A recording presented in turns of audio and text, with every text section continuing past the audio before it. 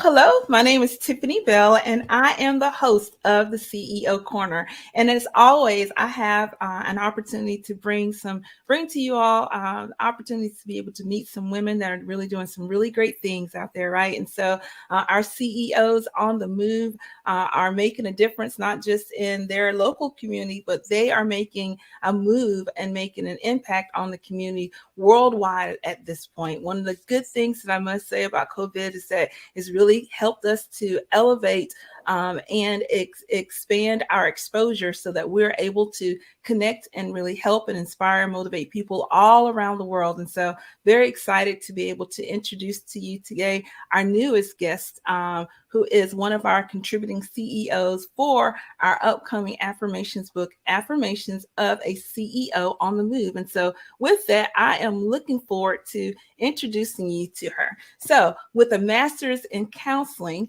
a certification in life coaching, and 20 years in the corporate world, Denise Hansard, she's mastered transformation in her own life, along with sharing and helping others to shift transformation into their lives as well. She's an expert in transformation. So I'm very excited to be able to welcome Denise onto the stage so that, again, you can learn how she has mastered transformation in her life and how she helps others to do the same. So with that, let's bring Denise onto the stage with us.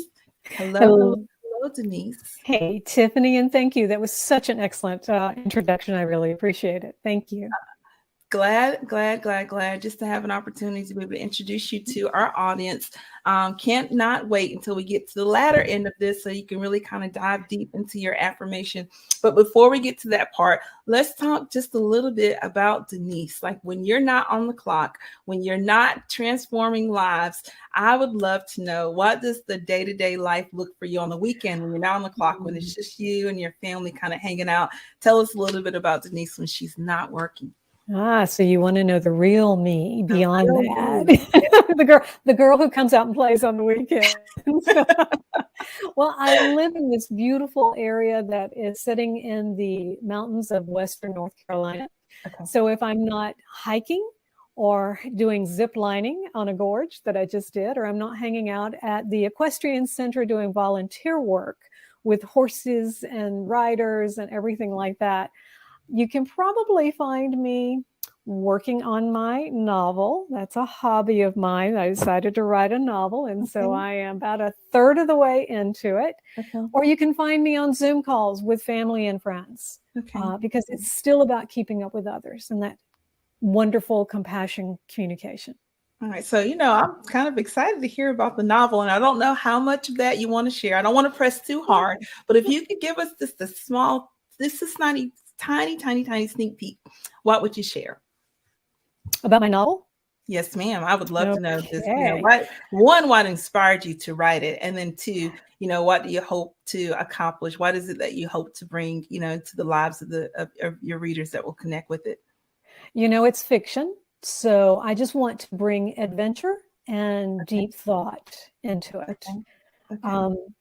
Why did I do it?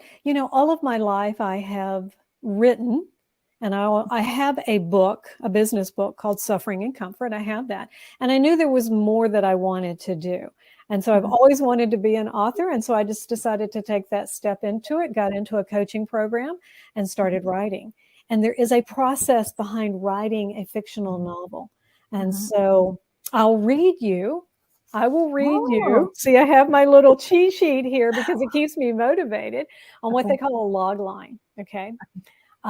During a global pandemic, a controlling, successful, retirement-bound executive woman is asked to move back to her childhood home to honor her mother's only wish to die at home, where she's forced to come to terms with their love-hate relationship, bound together by one harrowing, deadly event, or risk losing the fairy tale life she's so carefully constructed for herself.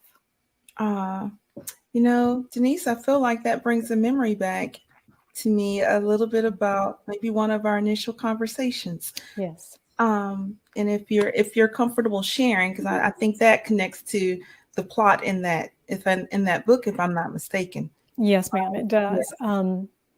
It doesn't matter what you write. There's always a small part of yourself within it. It's just that we add a bunch of other storylines to it and tags to it. Mm-hmm. And this is one that basically happened to me. I mean, I'm not retiring yet, even though, you're getting the phone calls of saying, hey, it's about time for Medicare. What are you going to do? And I'm like, I'm not there yet. Call me back later. But I did move back. I moved home to take care of my mom as she was not doing well during the pandemic. Her health had begun to deteriorate. And in the family, I was the one that could, as an entrepreneur, do my work basically from anywhere. And I made the decision with my brother and sisters that I would move home and take care of mom and do my work from there. Mm-hmm. And it was the best 5 months of my life. And it was probably one of the hardest 5 months of my life, because that's how much longer I had with her and being able to be at home with her and take care of her. And brought a lot of clarity in my relationship with myself, with her, and our relationship together, and even with my siblings. Okay. Oh, very good. Yeah. Very good. Yeah. To me, just being a woman of faith, that just kind of reminds me that, God causes all things to work out for our good. So, the loss of a loved one does not feel good in and itself at all. But, the beauty of being able to come home and to spend time with them, and then be able to make connections and have those last conversations and things that, in general, we may have put off or might not have even had a realization that we even needed to have a conversation about, to have that time, to have those discussions. Those are a major gift. And so something that should be treasured. I'm kind of curious. I think we may have talked a little about this before, but again, there's been so much loss just over the past couple of years, because of COVID, and with you coming out of that season of grief, if you don't mind kind of sharing just a little bit with our audience, and especially since you are a counselor, just kind of talk a little bit about the grieving process, what that looked like for you, and then what coping techniques or things that you would kind of share with someone who may be experiencing grief even now as it pertains to their mindset and their heart, and being able to, process it all and be able to move forward, and not get stuck in the valley of grief. Yeah. Well, this wasn't my first experience on losing a very, very dear loved one. My partner of 8.5 years had committed suicide about 20 something years before. And so I'd been through that process and did not go through it very well. Let me tell you that, because I totally lost myself in the grief process and took way too long, probably about 12 years, to really work through it. Even though I did reach out and I had help, I had a counselor, a grief counselor with me that helped me to work through things. There were still things that I held on to. And with my mother, yes, I still grieve for her.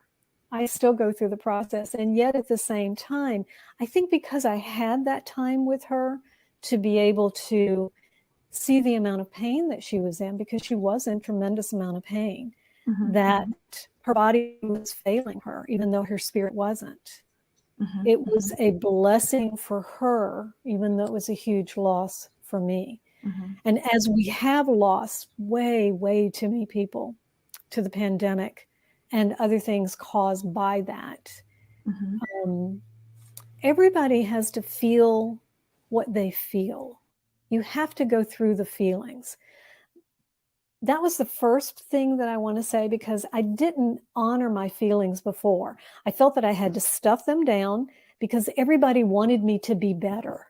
They didn't want to see me unhappy and grieving. They just wanted me to move on.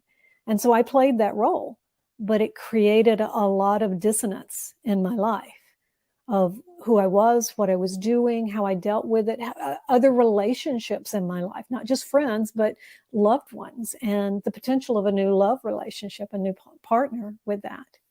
And so with this one, having gone through that and seeing what I did before, writing a book about it, Suffering and Comfort, I recognized that I needed to grieve in my own way. And sometimes that was just spending days crying, on and off. Other times I would just talk to her out loud And she has this way of coming to me in dreams to say, I hear you, you know. So there's always messages that loved ones are going to give us because they want us to be better at the same time. And having been a year out in March, it was about still honoring the family, all of us still talking to each other and honoring the day of her passing on to a better life with everything. Never forgetting, but not deciding to stay where you are, not choosing to wallow in the grief, asking for help and seeking that out. Because I've definitely been very open and honest with friends, with family members on my feelings and what went on, what transpired, and how I was still dealing with everything. Very good. Very good. Yeah.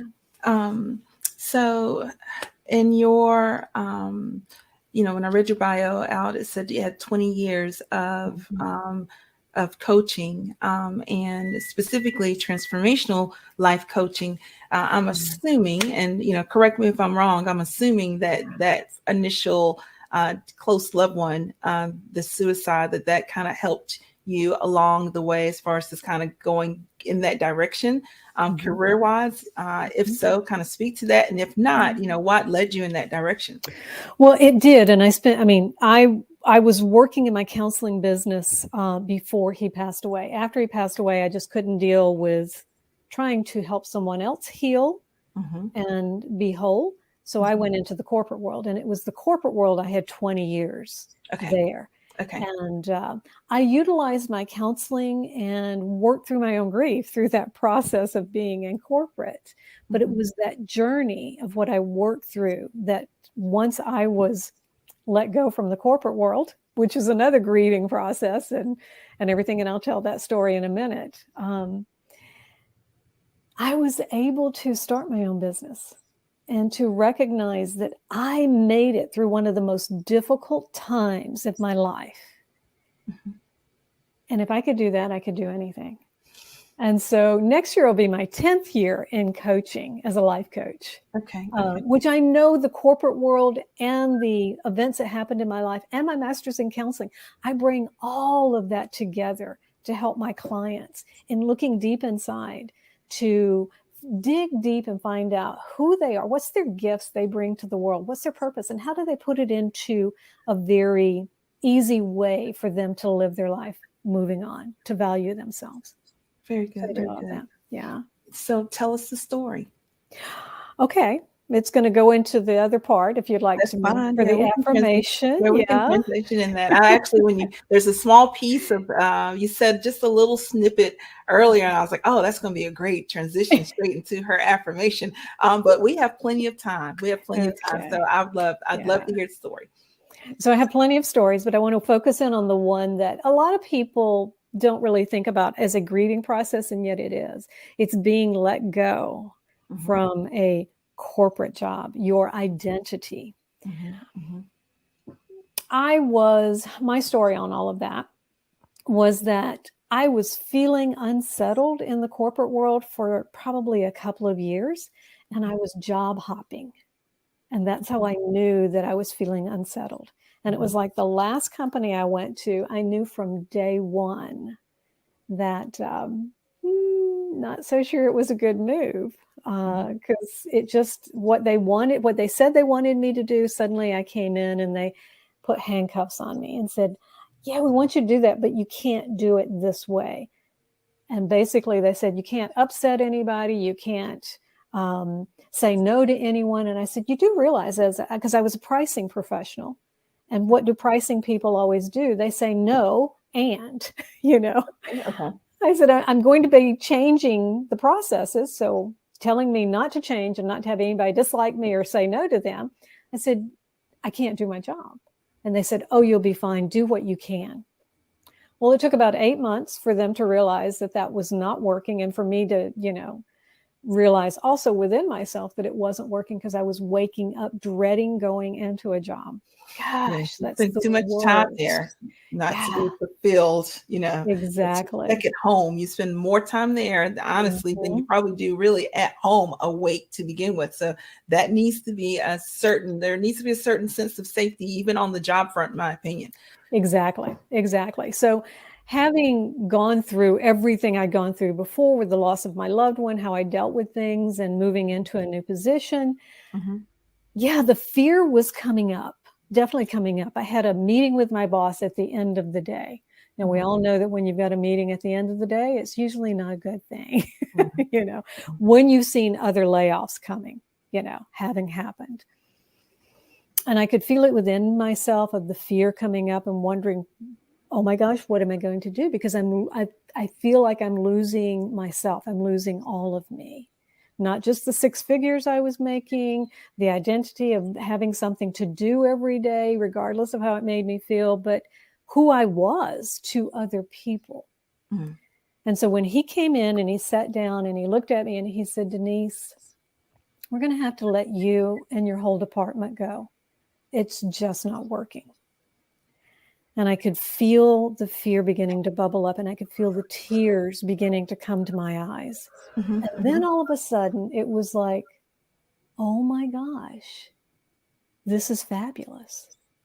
It was that feeling of freedom that Almost came like over relief. me. Exactly, exactly. And I looked at him and I said, thank you. This is a blessing in disguise. Needless to say, he wasn't expecting that reaction. He jumped up out of his chair and he said, go to HR. And he stumbled out of the office. He was ready. His story was he was ready for the tears and to console me and everything like that. He Mhm, wasn't ready for the acceptance that I had. mhm. And he did come back later because I had to stay another 3 weeks after he told me that. And I'm like, Okay, oh, okay. okay, fine. He came back and he said, I want to thank you for being the professional that you were with that. And I said, that's the person you hired. Mm. Very. So, yeah. But as we come into any story that we have in our life, we get to decide how we're going to define or allow that story to define us.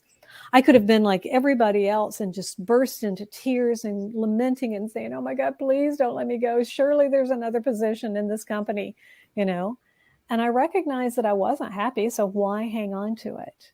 Yes, yes, yes, yes. So again, Yeah. for our listeners, affirmations of a CEO on the move is our upcoming affirmation journal, and Denise is one of our contributing CEOs, and so this is one of her affirmations that you see on the screen now. And so, Denise, I'm going to step away for a moment. I'm going to give you a few minutes, right? And I want you to speak out, to speak directly to the heart of one of our listeners that's probably in the same space of transitioning, right? And so it may be that, hey, that she's been let go from a job or let go from something, some phase in life. She's transitioning again. It could be relationship, or she's coming up and feeling like what you said, that uneasiness, like change is coming. May not even be sure what the change is, but you just kind of get that thing. I do that. I just get a feeling. I feel as if for Tiffany, responsibility for me starts to wane away. I find whenever change is coming,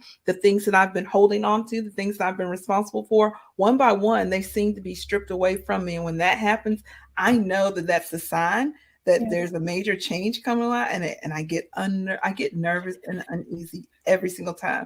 I would love for you to take some moments out and just speak directly to the heart of that young lady that might be out listening, that's in that same spot now. And so I Definitely. give you the floor.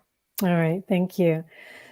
So let me put it like this, guys. We all have stories, and we have stories that sometimes we don't need to be hanging on to, because there's stories of everything that has happened to us, of rejection, of lack of abundance, or stories of not being liked, not being good enough.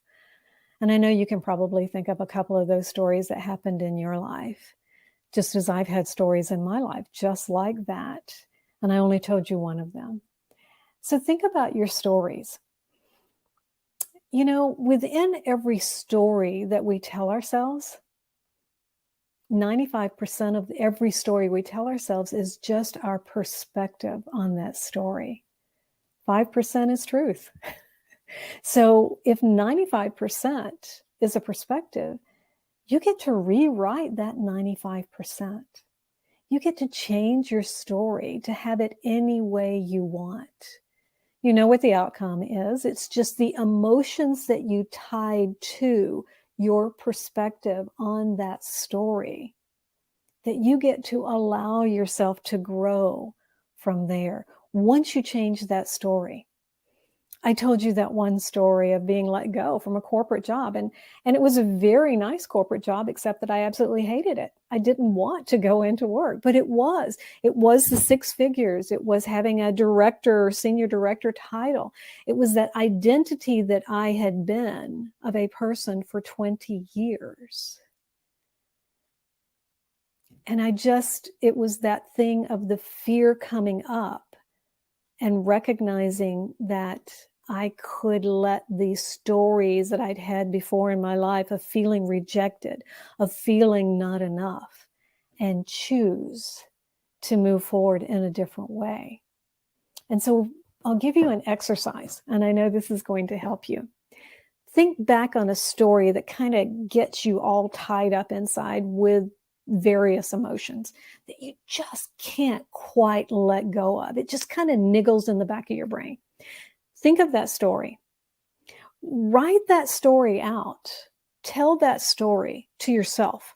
If you're looking in the mirror, if you're writing it out, it doesn't matter. Journaling, whatever works for you. Then go back and look at it and decide, how much of this story do I want to hold on to? And I'm going to ask you to not choose the lack version or the not enough version, but you want to let go of the emotions behind that perspective of how it happened in your life. See it differently, or see how you could have changed it, even with yourself, so that you're beginning to build the structure within yourself and the discipline to choose how you're going to define your life through any story that happens to you, just like I did in that one story. Because of the events that had happened before in my life with losing a loved one and feeling totally abandoned and rejected and grieving and carrying it for way too long, I had that experience. And I said, that story is no longer my story. And I choose to see that whatever challenges come into my life, they're opportunities. And I get to see the blessing and the silver lining in each and every one of them. So as you're rewriting your story, see it from a perspective of having abundance, of being an expert, of loving yourself, seeing your value, your worth, the truth of it all, and live from that story, because that's what it's really about, making choices about the stories of your life, of what you're going to stick to. You're on mute. I seem to do that every week. But I was saying, I love that. I love that. I love that. I love that. I like, and instantly as you're talking, first of all, let me say this. So you have this way of delivering that is so peaceful.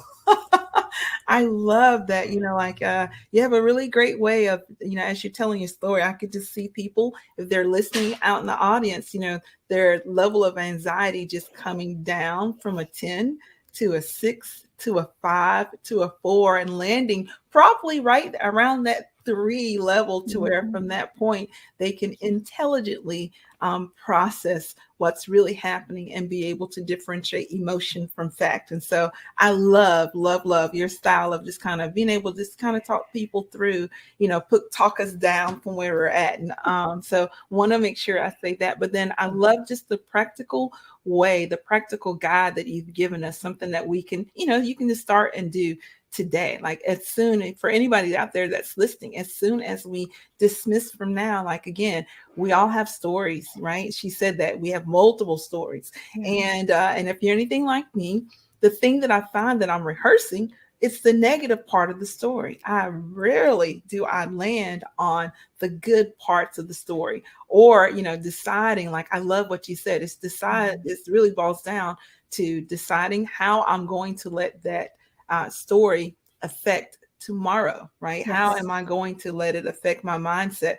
How am I going to look at, like, I get to choose how to respond to the thing instead of letting the thing define me. I love that, love that, love that. Instantly, I had multiple things really kind of come to my mind immediately. I had a situation that popped up on me last Friday morning, and then I was in tears, really. And actually, Thursday morning, I was in tears over this thing. It was because, again, I was rehearsing all the negative portions of it. But by Friday morning, I was like, oh, it's okay that happened, because I can take from it. I can take A, B, and C from it, and I can use that to move forward into next week instead of, again, just rehearsing all the negative parts of it. So I love that, writing down the story and then making the choice to choose what you want to move forward with, and then taking the rest of it and putting it in the trash, boiling that piece of paper up, throwing it in the trash. That's the part that you've decided that is not going to move forward with into tomorrow with you. So thank you very much. I love that, love that, love that. So again, for those of you who would like to be able to connect with Denise, for multiple reasons. It could be that you want to be able to connect with her on the professional side so that you can maybe use some of her services. In just a moment, I will make sure that we put on the screen here how to connect with her, and she can tell you a little bit about that. But before we jump into that, what I want to talk to you a little bit again about the affirmation journal that's coming up.